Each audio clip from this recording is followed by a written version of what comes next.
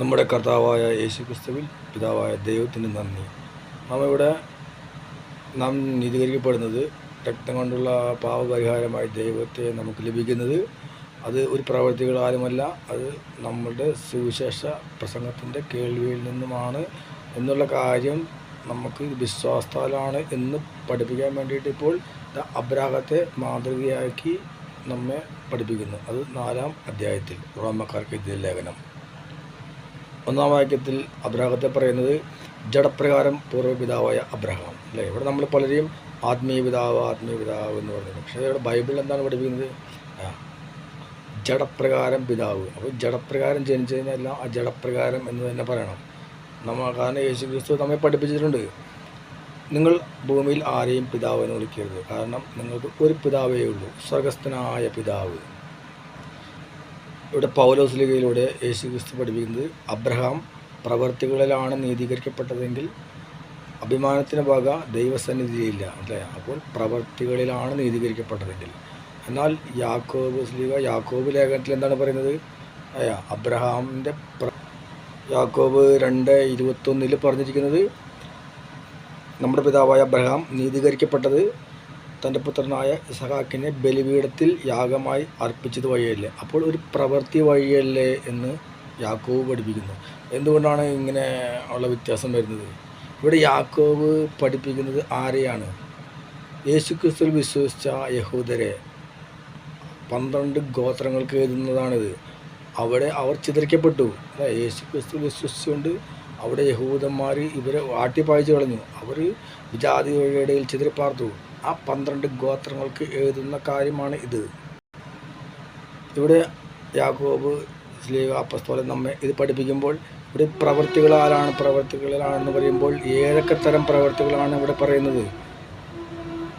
അല്ലയാ, അവിടെ പറയുന്നുണ്ട് ഈ അനാഥരുടെയും വിധവകളുടെയും നിരക്കങ്ങളിൽ അവരുടെ സഹായത്തിനെത്തുക. ഇപ്രകാരം സഹായിക്കുന്ന പ്രവർത്തികളാണ് ഇവിടെ പറയുന്നത്. ഇതാണ് യഥാർത്ഥ ദൈവഭക്തി. കാരണം എന്താണ് അവിടെ അത്രയും ഒരു ചെറിയ കൂട്ടം യേശുക്രിസ്തുവിൽ വിശ്വസിച്ചു.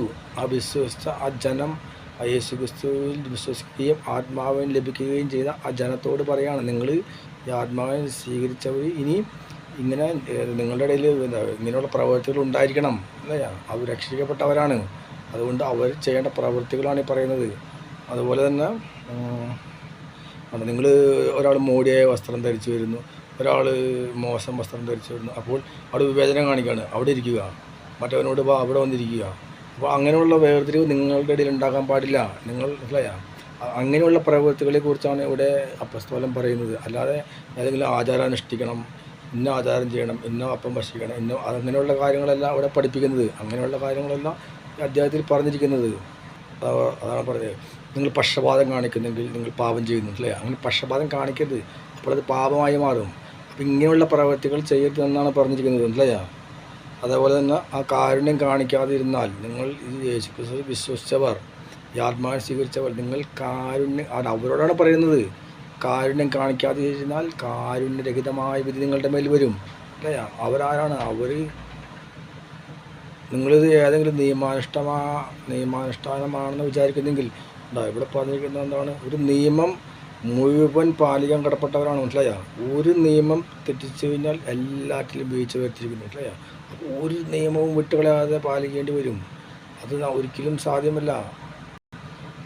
അതുകൊണ്ടാണ് അവരെ ആ പ്രവൃത്തികൾ അവർക്ക് കൂടെ വേണം, ഈ സ്നേഹത്തോടുള്ള പ്രവൃത്തികൾ വേണം. അതുകൊണ്ടാണ് അവരെ ഇങ്ങനെ പഠിപ്പിച്ചത്.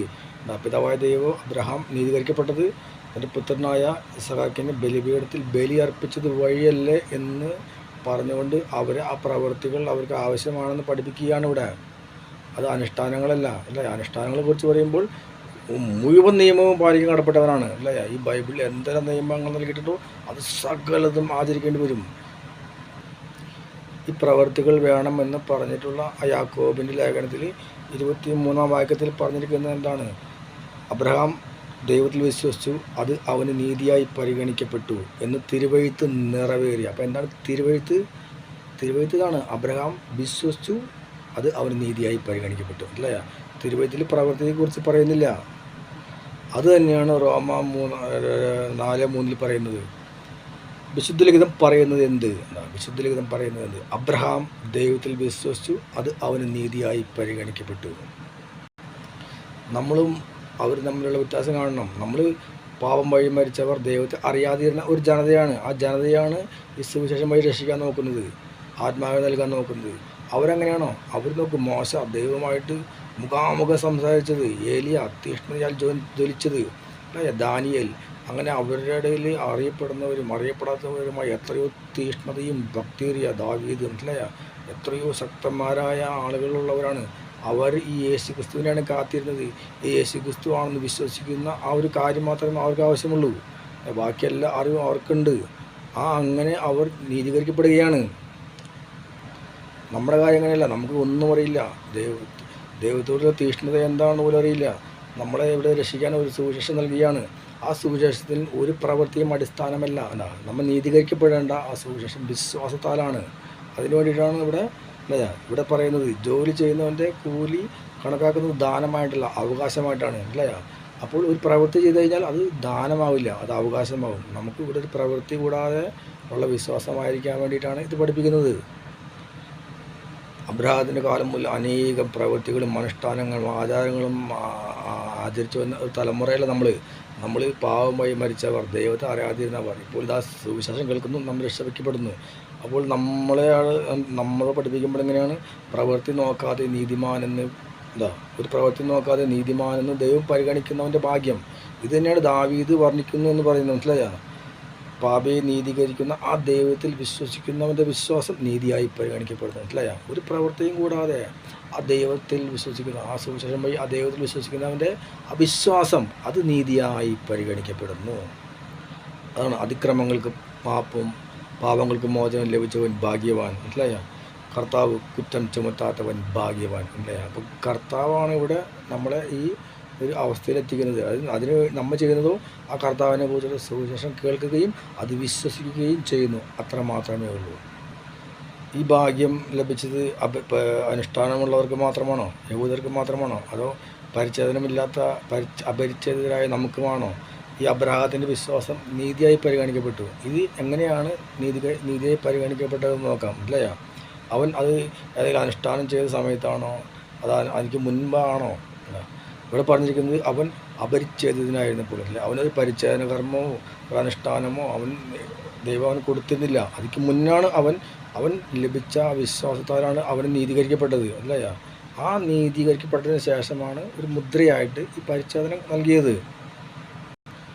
ഇത് എന്തിനാണ് ഈ പരിച്ഛേദനത്തിന് മുൻപ് നീതീകരിക്കപ്പെട്ടത്? അതായത് ഇനി നമ്മൾ യേശു ക്രിസ്തുവിലൂടെ വിശ്വസിച്ച് വരുന്ന നമ്മൾ അപരിച്ഛേദിതരായ അനുഷ്ഠാനങ്ങളില്ലാത്ത നമ്മൾക്കും അവൻ പിതാവാകേണ്ടതിനാണ്, മനസ്സിലായോ? അതുകൊണ്ടാണ് അവൻ ഒരു പരിച്ഛേദന അനുഷ്ഠാനം സ്വീകരിക്കുന്നതിന് മുൻപ് അവൻ വിശ്വാസത്താൽ നീതീകരിക്കപ്പെട്ടത്. അപ്പോൾ നമ്മളും ഇവിടെ ഒരു അനുഷ്ഠാനമോ പ്രവൃത്തികളോ കൂടാതെ രക്ഷിക്കപ്പെടുന്ന നമുക്ക് അവൻ പിതാവാകേണ്ടതിന്. അതുകൊണ്ടാണ് അവൻ, അല്ലയാ, നമ്മുടെ പിതാവാണെന്ന് പറയുന്നത്. വിശ്വാസപ്രകാരം അവൻ നമ്മുടെ പിതാവാണ്. ഇവിടെ നമുക്ക് പറയാൻ പറ്റും, ഇപ്പോൾ അബ്രഹാത്തിന് ആ വിശ്വാസം ഉണ്ടായത് കൊണ്ടല്ലേ അബ്രഹാം ആ ബലിയർപ്പിക്കുന്ന ആ പ്രവൃത്തി ചെയ്തത് എന്ന് ചോദിക്കും, അല്ലേ? പക്ഷെ ദൈവം ഇത് മനസ്സിലാക്കുന്നപ്പോഴാണ് അബ്രഹാം ആ വിശ്വസിക്കുമ്പോൾ അപ്പോൾ അബ്രഹാം വിശ്വസിച്ചോ ഇല്ലെന്ന് ദൈവം അറിയുന്നത് മകനെ ബലിയർപ്പിക്കുന്ന സമയത്തല്ല. അബ്രഹാം വിശ്വസിക്കുമ്പോൾ ഹൃദയങ്ങളെ പരിശോധിക്കുന്ന ദൈവത്തിന് അറിയാം അത് വിശ്വസിച്ചപ്പോഴാണ്, അല്ലേ? അവൻ ആ പ്രവൃത്തി ചെയ്യുന്നതിന് മുമ്പേ വിശ്വസിച്ചു. അതുകൊണ്ട് അതിന് മുൻപേ തന്നെ അവൻ നീതീകരിക്കപ്പെട്ടു. നമ്മൾ കാണുമ്പോൾ ആ പ്രവൃത്തിയാണ് നമ്മൾ മനുഷ്യർ കാണുന്നത്. അപ്പോൾ നമ്മൾ വിചാരിക്കും ഈ പ്രവൃത്തി ചെയ്തപ്പോഴാണ് ആ വിശ്വാസം. അത് നമ്മുടെ കുഴപ്പം അതാണ്. നമുക്ക് അന്ന് ഇന്നൊക്കെ ഈ പ്രവൃത്തി കണ്ടാൽ മാത്രമേ നമ്മുടെ വിശ്വാസം ഉദിക്കുകയുള്ളൂ. അതുകൊണ്ടാണ് ഈ ലോകത്തിൻ്റെ അവകാശിയാകും, അല്ലേ? ഈ രക്ഷ ലഭിക്കും, ജീവൻ ലഭിക്കും എന്നുള്ള ആ വാഗ്ദാനം ഈ അബ്രഹാത്തിന് ലഭിച്ചത്, അല്ലേ? ആ നിയമത്തിലൂടെയല്ല, ഒരു നിയമത്തിലൂടെയല്ല ആ വാഗ്ദാനം ലഭിച്ചത്, അല്ലേ? അവന് വാഗ്ദാനം നൽകി അവൻ വിശ്വസിച്ചു. അതാണ് ആ വിശ്വാസം നീതിയിലൂടെ ആയത്. ഇവിടെ നമുക്കറിയാം അവകാശം ലഭിച്ചത് വിശ്വസിച്ചു ആ നീതിയിലൂടെയാണ്, മനസ്സിലായോ? അപ്പോൾ ഇവിടെ നിയമത്തെ ആശ്രയിക്കുക എന്ന് നമ്മൾ പറയുകയാണെങ്കിൽ, നിയമത്തെ ആശ്രയിക്കുന്നവർക്കാണ് അവകാശം എന്ന് പറയുകയാണെങ്കിൽ, അല്ലേ? ഇവിടെ അവകാശം വിശ്വസിച്ചവർക്കാണ് എന്നാണ് ബൈബിൾ പറയുന്നത്, അല്ലേ? നിയമത്തെ ആശ്രയിക്കുന്നവർക്കാണ് നിയമം അനുഷ്ഠിക്കുന്നവർക്കാണ് ഈ അവകാശം എന്ന് പറയുകയാണെങ്കിൽ ഈ വിശ്വാസം നിരർത്ഥകവും അല്ലേ, വാഗ്ദാനം നിഷ്ഫലവുമായി തീരും അല്ലേ. അപ്പോൾ അവിടെ പ്രവൃത്തിയായിരിക്കും മുന്നിട്ട് നിൽക്കുന്നത്. ഈ വിശ്വാസവും ഈ വാഗ്ദാനം, ദൈവം എന്താണ് വാഗ്ദാനം നൽകിയത്, നീ ലോകത്തിൻ്റെ അവകാശിയാകും. എന്തിനാണ് ദൈവം ഇങ്ങനെ നിയമം കൂടാതെയാണ് വിശ്വാസത്താലാണെന്ന് പറയുന്നത്? ഈ നിയമം താലാണെന്ന് പറയുമ്പോൾ നിയമം ക്രോധത്തിന് ഹേതുവാണ്. കാരണം നിയമം നാം ലംഘിക്കുകയും നാം ദൈവത്തിൻ്റെ ക്രോധം നമ്മുടെ മേൽ വന്ന് പതിക്കുകയും ചെയ്യും. അതുകൊണ്ടാണ് പ്രകാരം വെച്ചിരിക്കുന്നത് ഈ വാഗ്ദാനം നൽകപ്പെട്ടത് വിശ്വാസത്തിൻ്റെ അടിസ്ഥാനത്തിലാണ് അല്ലേ. അടിസ്ഥാനം വിശ്വാസത്തിൻ്റെയാണ്, ഒരു നിയമത്തിൻ്റെ അടിസ്ഥാനത്തിലല്ല അല്ലേ. അതാണ് പറഞ്ഞത്, അത് ഒരു ദാനമായിരിക്കുന്നതിനും അല്ലേ, ദാനമായിരിക്കുന്നത്. അതുകൊണ്ടാണ് പറഞ്ഞത് അല്ലേ, ഇത് ദാനമാണ്. ഇത് എന്താ, ജോലി ചെയ്യുന്നതിൻ്റെ കൂലി ദാനമല്ല, എന്നാൽ ഇത് ദാനമാണ് എന്താ. അങ്ങനെ അബ്രാഹത്തിൻ്റെ ഈ ദാനം ഈ അബ്രാഹത്തിൻ്റെ എല്ലാ സന്തതിക്കും എന്താ, നിയമം ലഭിച്ച സന്തതി, പരിച്ഛേദിതർ, യഹൂദർ, അവർക്കും നിയമം ലഭിക്കാത്ത സന്തതി, നമ്മൾ വിജാതിരായിരുന്നു, നമ്മളും വിശ്വാസത്താൽ അല്ലേ അബ്രാഹത്തിൻ്റെ വിശ്വാസത്തിൽ പങ്കുചേരുന്നു. ഒരു അനുഷ്ഠാനങ്ങളുമില്ലാതെ അബ്രാഹത്തിൻ്റെ വിശ്വാസത്തിൽ പങ്കുചേരുന്ന ഈ സന്തതിക്കും നമുക്കും അല്ലേ ഉറപ്പുണ്ടായിരിക്കും. ഈ വാഗ്ദാനം നമുക്കും ഉറപ്പാണ്. അവൻ അതുകൊണ്ടാണ് ഈ വിശ്വാസത്താൽ അവൻ നമ്മുടെ എല്ലാം പിതാവായി തീർന്നിരിക്കുന്നത്. അതുകൊണ്ടാണ് ഞാൻ നിന്നെ അനേകം ജനതകളുടെ പിതാവാക്കിയിരിക്കുന്നു അല്ലേ. അബ്രഹാമിന് വാഗ്ദാനം നൽകി, നിന്റെ സന്തതിയിലൂടെ അല്ലേ, സന്തതി എന്ന് പറഞ്ഞാൽ ഇസാക്കിലൂടെയാണല്ല, യേശു ക്രിസ്തുവിലൂടെ, നിന്റെ സന്തതിയിലൂടെ, ഒരുവനെ ഉദ്ദേശിച്ച് സന്തതിയിലൂടെ ജനതകളെല്ലാം അനുഗ്രഹം പ്രാപിക്കും അല്ലേ. അപ്പോൾ ആ ജഡപ്രകാരം ജനിച്ചവരും യേശു ക്രിസ്തുവിലൂടെ ആത്മാവിൽ ജനിച്ച നമ്മളെല്ലാവരും അവനിലൂടെ അല്ലേ. അവനാരാണ്? അവൻ മരിച്ചവർക്ക് ജീവൻ നൽകുന്നു. നമുക്ക് മരിച്ചവരെന്ന് പറയുമ്പോൾ ശരീരത്തിൽ മരിച്ചവരല്ല, പാവം വഴി മരിച്ചവരായിരിക്കുന്ന എല്ലാവർക്കും ജീവൻ, അസ്തിത്വമില്ല അല്ല. മരണത്തിൽ കീഴായി പോയ നമുക്ക് ഒരു അസ്തിത്വമില്ലാത്തവർക്ക് അസ്തിത്വം നൽകുന്നത് ഇപ്രകാരമുള്ള ആ ദൈവത്തിന് മുമ്പിൽ ഉറപ്പുള്ളതായിരുന്നു ഈ വാഗ്ദാനം അല്ലേ. ഈ വാഗ്ദാനം ആ വിശ്വാസത്താൽ അത്ര ഉറപ്പേറിയതായിരുന്നു. ആ വിശ്വാസമാകുന്ന അടിത്തറമേൽ ആ ദൈവത്തിന് മുമ്പിൽ അത്ര അധികം ഉറപ്പുള്ളതായിരുന്നു ഈ വിശ്വാസം. നമുക്കൊരു അബ്രഹാത്തിൻ്റെ വിശ്വാസം നോക്ക്. അബ്രഹാം അല്ലേ 100 വയസ്സായി മൃതപ്രായമായി അല്ല, പക്ഷെ ദൈവം പറഞ്ഞു അത് വിശ്വസിച്ചു അല്ലേ. അല്ലാതെ ഇതെങ്ങനെയാണ് ദൈവം അവൻ്റെ ഹൃദയം അറിയുന്ന ദൈവത്തിന് അപ്പം തന്നെ മനസ്സിലായി വിശ്വസിച്ചോ ഇല്ലെന്ന് അറിയാം അല്ലേ. പ്രവൃത്തികൾ നോക്കണ്ട അല്ലേ. എന്താ അവൻ വാഗ്ദാനത്തിനെതിരെ ചിന്തിച്ചില്ല അല്ലേ. ഇതിൻ്റെ സന്തതി എന്താ കടൽത്തരിയിലെ തരി പോലെ സന്തതി ഉണ്ടാകുമെന്ന് പറഞ്ഞതെല്ലാം വിശ്വസിച്ചു. ഈ ഹൃദയം അറിയാവുന്ന ദൈവം അതെല്ലാം വിശ്വസിച്ചത് ദൈവത്തിന് മനസ്സിലായി. റോമ 4:21 അല്ലേ. വാഗ്ദാനം നിറവേറ്റാൻ ദൈവത്തിന് കഴിയുമെന്ന് അവന് പൂർണ്ണ ബോധ്യമുണ്ടായിരുന്നു അല്ലേ. ആ ബോധ്യം, ആ വാഗ്ദാനം എന്ന് പറഞ്ഞ പോലെ ഈ സുവിശേഷത്തിലുള്ള ആ കേൾവിയിലൂടെ നമ്മളെ ദൈവം വിശ്വാസം വഴി ആ രക്തത്തിലൂടെയുള്ള രക്ഷ നമുക്ക് നൽകാൻ കഴിയുമെന്ന് നമുക്ക് പൂർണ്ണ ബോധ്യമുണ്ടാകണം. ആ ബോധ്യം നിനക്ക് ഉള്ളിലുണ്ടാകുമ്പോൾ അത് നിൻ്റെ ഹൃദയത്തിൽ ദൈവം കാണും. അതാണ് നിനക്ക് യാതൊരു പ്രവൃത്തിയുമില്ല എന്ന് പറഞ്ഞിരിക്കുന്നത്. നമ്മിലുണ്ടാകുന്ന ഈ വിശ്വാസമാണ് നമുക്ക് നീതിയായി പരിഗണിക്കപ്പെടുന്നത്. അതുകൊണ്ടാണ് അവനെക്കുറിച്ചും എഴുതിയത്, അവൻ്റെ വിശ്വാസം, അബ്രഹാമിൻ്റെ വിശ്വാസം അബ്രഹാമിന് നീതിയായി പരിഗണിക്കപ്പെട്ടു. ഇത് അബ്രഹാമിന് മാത്രമുള്ളതാണ്, അല്ല നമുക്കുമുള്ളതാണ്. അവനോട് വാഗ്ദാനം നൽകിയപ്പോൾ അവൻ വിശ്വസിച്ചെങ്കിൽ ഇവിടെ നമ്മൾ വിശ്വസിക്കണം.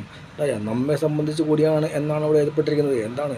നമ്മുടെ പാപങ്ങളുടെ മോചനത്തിനായി മരണത്തിന് ഏൽപ്പിക്കപ്പെടുകയും ഇത് വിശ്വസിക്കണം. നമ്മുടെ നീതീകരണത്തിനായി ഉയർപ്പിക്കപ്പെടുകയും വിശ്വസിക്കണം. ഇത് നിൻ്റെ ഹൃദയത്തിലാണ് ദൈവം നോക്കുന്നത്. പ്രവൃത്തികളിലൂടെ നീ ദൈവത്തെ കാണിക്കാൻ നിന്നാൽ അവിടുത്തെ സന്നിധിയിൽ നീ നീതീകരിക്കപ്പെടുകയില്ല.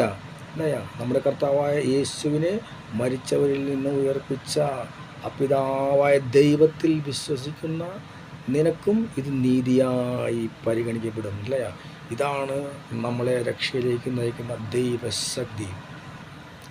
അബ്രഹാമിന് കൊടുത്ത വാഗ്ദാനങ്ങൾ അബ്രഹാം ഒരു പ്രവൃത്തിയുടെയും അടിസ്ഥാനം കൂടാതെ വിശ്വസിച്ചെങ്കിൽ, നീതീകരിക്കപ്പെട്ടെങ്കിൽ നമുക്ക് നൽകുന്ന ഈ പൗലോസ്ലീഹയിലൂടെ നൽകുന്ന ഈ സുവിശേഷം നമുക്ക് വിശ്വസിച്ച് പൂർണ്ണ ബോധ്യത്തോടെ നമുക്കും ആ വിശ്വാസം നീതിയായി പരിഗണിക്കപ്പെടും.